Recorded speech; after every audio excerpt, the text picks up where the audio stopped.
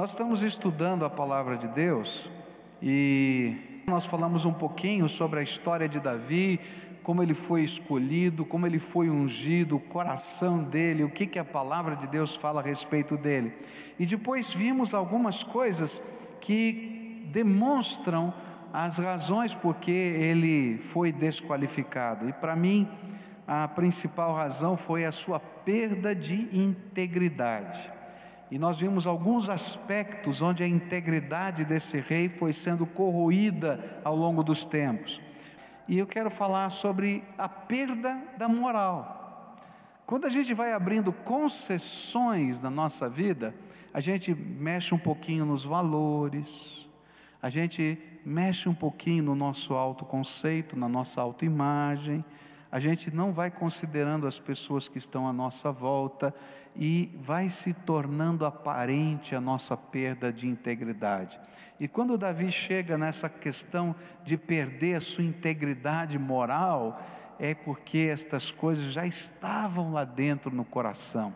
Olha só o que a Bíblia diz em 2 Samuel capítulo 11, versículos 2, 3, 4 e 5.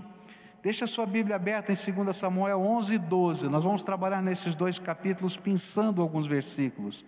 Uma tarde Davi se levantou e depois de ter dormido um pouco, e foi passear no terraço do palácio. E Davi viu uma mulher muito bonita tomando banho. E aí ele mandou que descobrissem quem era aquela mulher, e soube que era Batseba, filha de Eliã e esposa de Urias o Heteu. E então Davi mandou que alguns mensageiros fossem buscá-la. Eles a trouxeram e Davi teve relações com ela. Batseba tinha justamente terminado o seu ritual mensal de purificação, e ela voltou para casa e depois descobriu que estava grávida e mandou um recado a Davi contando isso. A quarta perda de integridade de Davi foi a sua decadência moral. O que está em jogo é a integridade. Quando a gente abre mão da integridade da gente, na moral, a gente vai abrir mão na integridade do poder governamental. E é exatamente isso que vai acontecer com Davi. E a história de Davi vai mostrar exatamente isso. Por isso então Davi começou a pensar, olha, não tem jeito, esse negócio vai virar um escândalo que pode dar na morte, ou minha, ou dela, ou dos dois. Então eu tenho que achar uma maneira de sair dessa encrenca. E aí então Davi disse o seguinte: bom, eu vou usar a minha autoridade política, afinal eu sou o supremo comandante do exército aqui, e eu vou mandar chamar o marido dessa mulher para vir para casa, não é? Para trazer alguma mensagem lá do general, ou sei lá o que, arrumo uma boa desculpa. Então vou usar o meu poder político, vou usar a minha influência, vou trazer esse homem para cá, não é? E ele vem para cá, visita a mulher dele, dorme com a mulher dele, então ele não vai saber se o filho é meu, é dele, está tudo resolvido. Já achei a minha saída. E ele faz exatamente isso, ele manda uma mensagem, e lá vem o homem, e você vai encontrar essa história nos versículos 6 a 11, do capítulo 11 de 2 Samuel, mas aquele soldado tinha aprendido uma coisa tremenda com Davi, ele era da guarda pessoal, ele tinha aprendido com o Davi de outro tempo, a não se permitir privilégios enquanto seus soldados arriscam a vida. Quando Davi estava numa batalha, ele nunca comia uma comida diferente que os seus soldados comessem, ele sempre comia a mesma comida, porque ele achava que não podia ter privilégios diferentes, eles eram irmãos que estavam no exército do Senhor. E quando aquele homem chegou e Davi disse: moço, vai para a tua casa, ele disse: eu não posso, porque eu sou oficial do exército, e os meus soldados estão na frente da batalha, e a arca da aliança do Senhor está lá na frente de batalha, e eu estou aqui, eu não posso me dar esse privilégio, eu estou aqui em missão, e eu preciso voltar para cuidar dos meus soldados. Quem é que ensinou isso para aquele homem? Davi. Mas naquela hora Davi não gostou da lição. Vai ser Caxias assim em outro lugar. Você bem que podia ir para a tua casa, resolvi o problema, estava tudo bem. Mas ele não vai. No dia seguinte, então, ele diz: olha, você vai ficar mais um dia, porque eu tenho que resolver alguns problemas, e você vai ficar comigo mais um dia. Aí convida esse homem para almoçar. E ele tem um segundo plano. Veja só, quando a gente começa a abrir mão da integridade, a gente vai caindo. Eu caí moralmente, agora ele está usando todos os poderes humanos, corrompendo-se cada vez mais, para poder alcançar os seus objetivos. E ele então monta um esquema para aquele homem ficar bêbado. Eu vou dar tanto vinho para esse cara, que esse cara vai ficar bêbado. E aí ele não vai saber muito bem o que ele está fazendo, a gente manda os soldados levar ele para casa. Ele não sabe se ele dormiu, se ele não dormiu, o que aconteceu, e aí está resolvido o problema. Ele dormiu uma noite, uma tarde em casa, está tudo ótimo, maravilhoso, a mulher está grávida, é filho dele.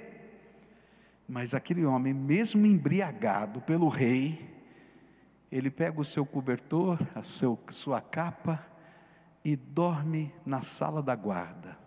E nenhum soldado consegue levar ele para casa, porque ele era mais íntegro do que o seu rei. Está vendo?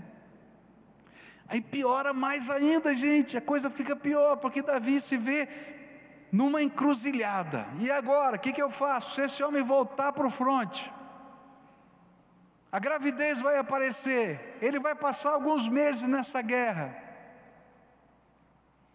não vai dar para enrolar. E então ele escreve uma carta, está aí na Bíblia. Ele escreve para o general: general, você vai pegar esse homem, Urias, meu amigo, da minha guarda pessoal, e vai colocar num lugar da guerra em que você tenha certeza que ele vai morrer pela mão do inimigo. Joabe, que era um homem muito astuto, ele pegou isso como um trunfo na sua mão e fez exatamente o que o rei mandou. Anos lá na frente, ele vai matar um outro oficial, e Davi não vai poder fazer absolutamente nada, porque esse homem tem uma carta na manga: eu sei dos teus podres, ó rei.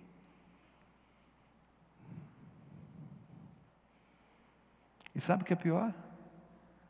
Ele toma uma atitude estratégica muito infantil, de propósito. Todo mundo diz: como é que Joabe vai fazer isso? Colocar a gente perto da muralha, alguém vai dar uma flechada na gente.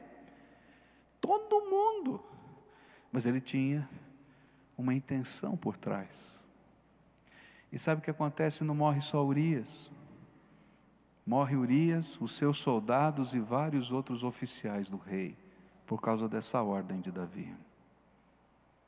Porque quando alguém perde a integridade, ele está pouco ligando com o que vai acontecer, ele quer resolver a situação dele, e o resto que se lasque. Essa é a ideia.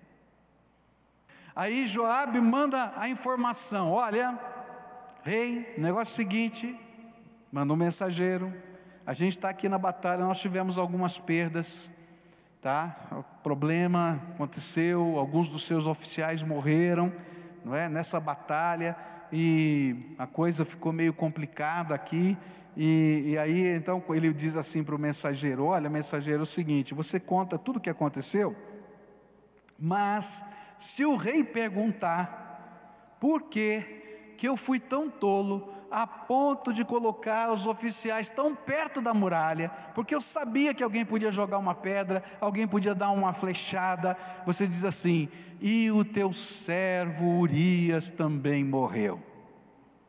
Ou seja, fica quieto, porque eu estou cumprindo a sua ordem. Exatamente isso aconteceu. E aí foram mandadas as notícias da batalha. E quando chegaram as notícias da batalha, a integridade do homem público ainda vai mais além, abaixo, e ele se torna um hipócrita. Olha só o que ele vai dizer no verso 25. Davi respondeu ao mensageiro: anime Joabe e diga-lhe que não fique preocupado, pois numa batalha nunca se sabe quem vai morrer. Diga-lhe que ataque com mais força para conquistar a cidade. Cara de pau, não é verdade? Não estava nem aí, ele queria resolver o problema dele. Queridos, quando nós flexibilizamos a nossa integridade, os limites vão se tornando cada vez mais distantes dos valores que um dia nós abraçamos, e nós vamos perdendo os nossos escrúpulos. Queridos, é isso que acontece na nossa sociedade hoje. A gente desrespeita a lei de Deus, a vontade de Deus, e pratica o sexo fora do casamento, sem condições da gente assumir uma gravidez, se ela vier. E aí então a sociedade diz: eu não quero essa gravidez, me deixa matar o feto, deixa eu matar a criança. Queridos, é a mesma coisa, igualzinho. Quando não se tem integridade moral, não vai se ter integridade com as pessoas. Eu quero resolver o meu problema, e o resto é resto.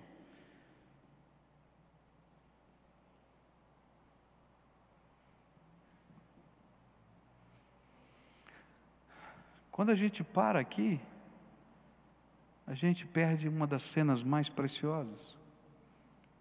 Porque quando a gente vai perdendo a integridade, queridos, a gente também perde a integridade espiritual.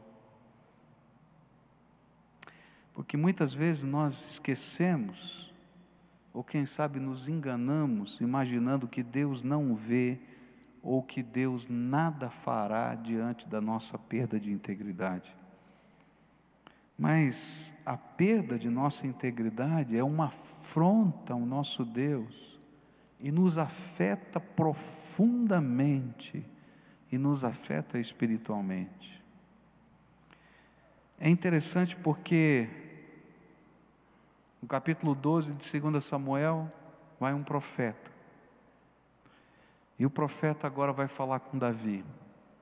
Ele conta uma historinha para Davi, fala de um homem que tinha muitas ovelhas, e um que tinha uma ovelhinha só, uma ovelhinha de estimação, que não era uma ovelha para ser abatida, para virar um lanchinho da tarde, era aquela ovelha que você brinca, como o cachorrinho da gente. Você imagina comer seu cachorrinho?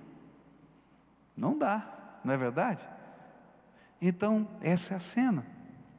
E aí então, o profeta diz assim: chegou um visitante na casa, e aquele homem poderoso disse para aquele moço que tinha essa única ovelhinha: pega a tua ovelhinha e faz o lanchinho para a gente. E não valorizou o sentimento do coração, e não valorizou nada. Nessa hora, Davi, que estava numa posição de autoridade, de rei, ele diz assim: esse homem é muito mau, é duro de coração. Se eu pudesse fazer o que eu penso que deveria ser feito, eu diria que ele é digno de morte, mas eu tenho que cumprir a lei, e a lei diz que tem que restituir 4 vezes, então que esse homem dê 4 ovelhas, para substituir essa que foi morta, exatamente o que a lei dizia.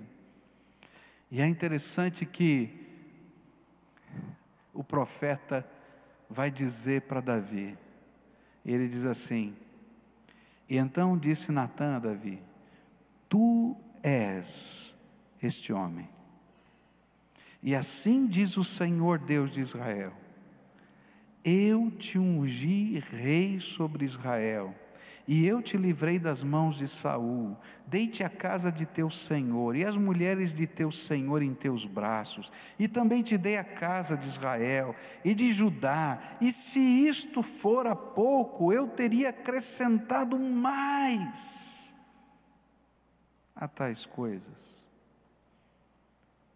E aí Deus está falando para Davi o que Deus fala conosco quando a gente perde a integridade.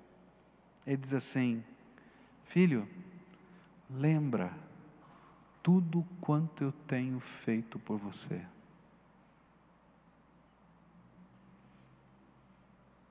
Olha para você, olha para a tua roupa, olha para a tua casa,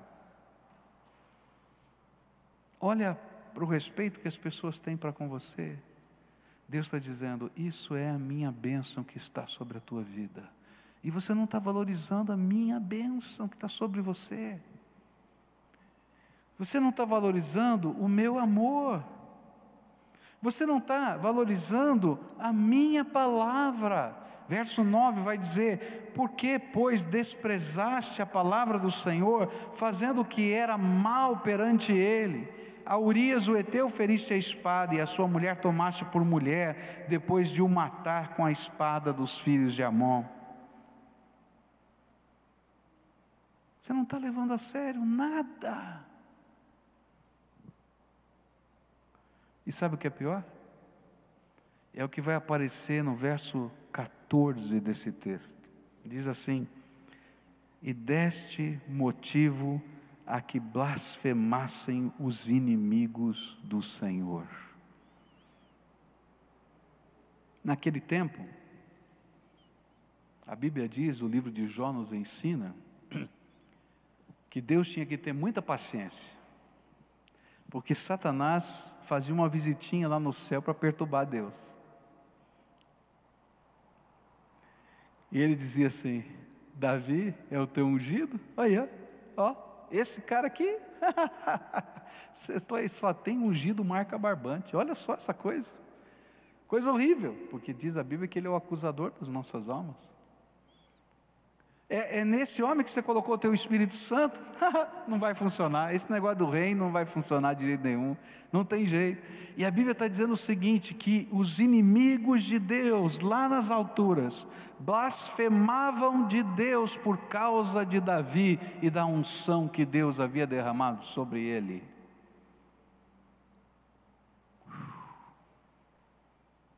Sabe, querido, a tua vida não é uma vida privada ou pública, sacro, profana.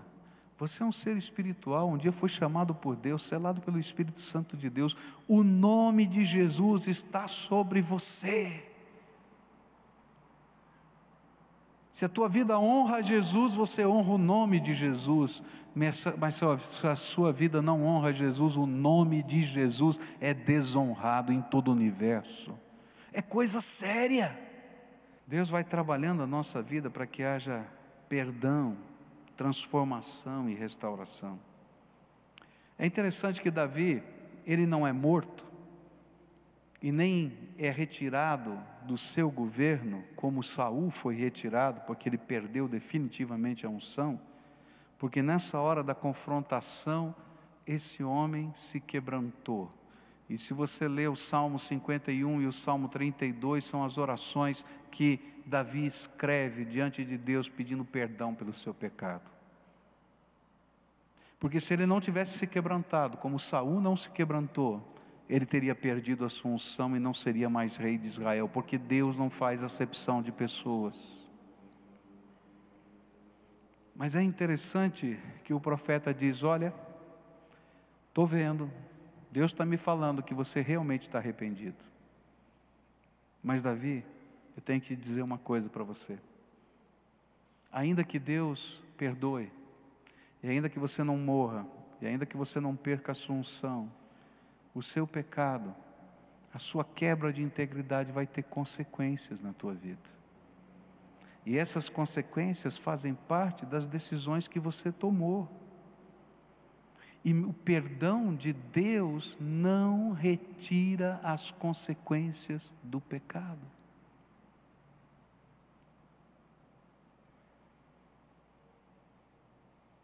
E aí quando você começa a ler a palavra de Deus, o profeta vai dizer: mas posto que com isto deste motivo a que blasfemassem os inimigos do Senhor, também o filho que te nasceu morrerá. E aí acontecem algumas coisas na vida de Davi que foram consequências do seu pecado. A primeira é que a espada nunca mais saiu da casa de Davi.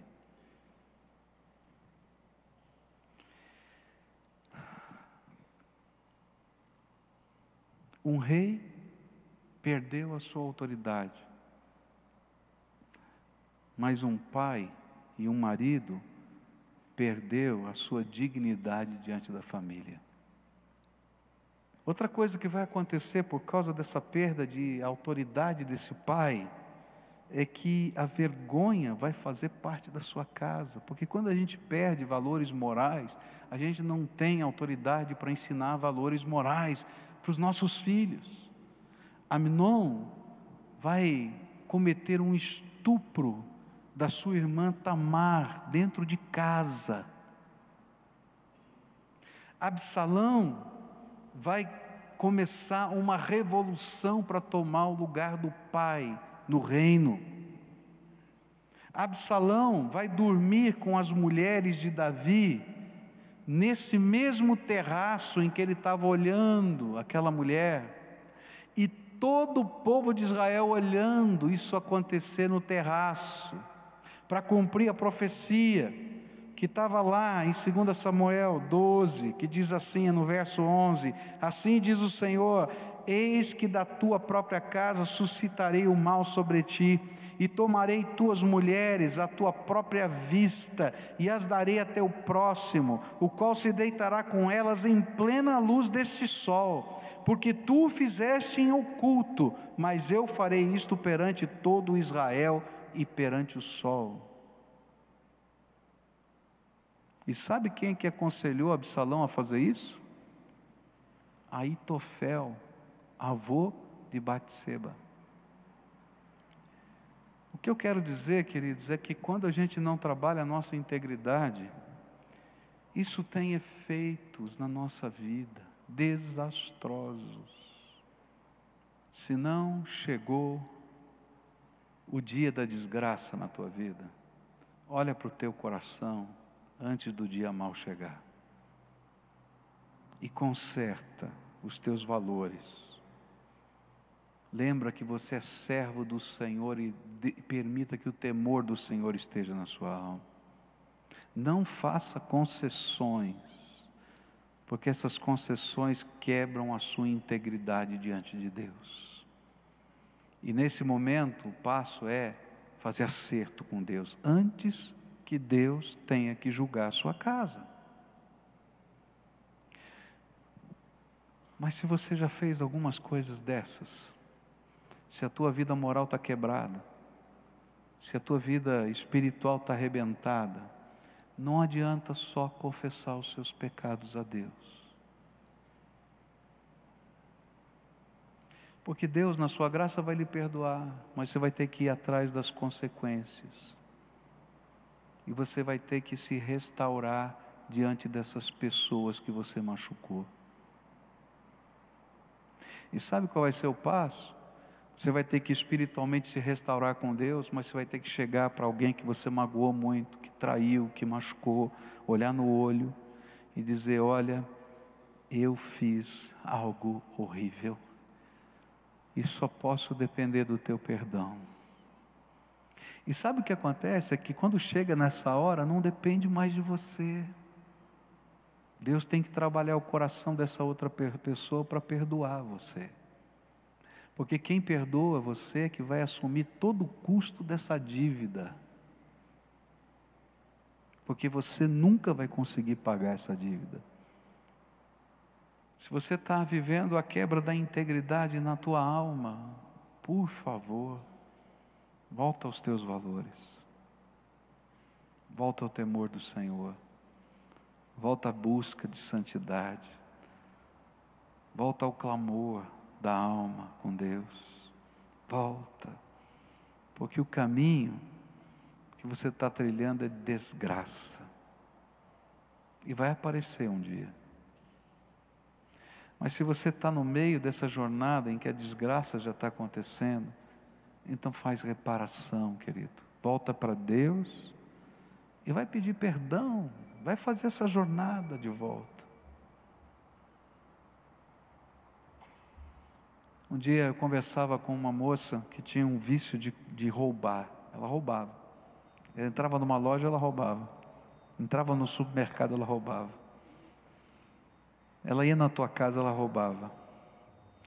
Eu dizia: mas o que está acontecendo, moça? Eu não sei, me dá uma compulsão, eu vou lá e roubo. Vou lá. Então, nem uso às vezes, mas eu roubo. Eu disse: você quer ser livre disso? Eu quero, pastor. Então você vai escrever e vai separar tudo que você roubou. Ela pegou umas folhas de papel maço e encheu, e fez uma pilha de coisas. Aí eu disse para ela: você vai voltar nesses lugares, você já pediu perdão a Deus, mas você quer ficar livre, você vai voltar nesses lugares, vai devolver, e se a pessoa não aceitar, você vai pagar. Uma semana depois ela tinha consumido todo o dinheiro dela. Eu disse assim: então agora você vai pegar os seus bens. O que é que você tem? Pastor, eu só tenho o carro, eu preciso dele para trabalhar. Vai trabalhar a pé. Você vai vender o teu carro, vai pegar o dinheiro e vai pagar tudo que você roubou. Ela vendeu o carro. O pai dela veio falar comigo, disse: pastor, o senhor está vendo o que você está fazendo com a minha filha? Ela está perdendo tudo. Não, ela não está perdendo tudo, ela está sendo transformada, ela vai ser curada.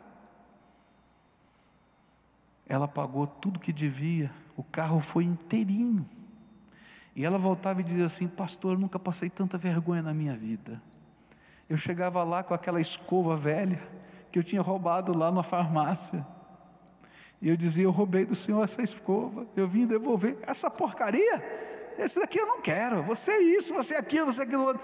Então tá bom, quanto é que eu devo? É tanto. E cobrava caro. E ela passava vergonha e pagava.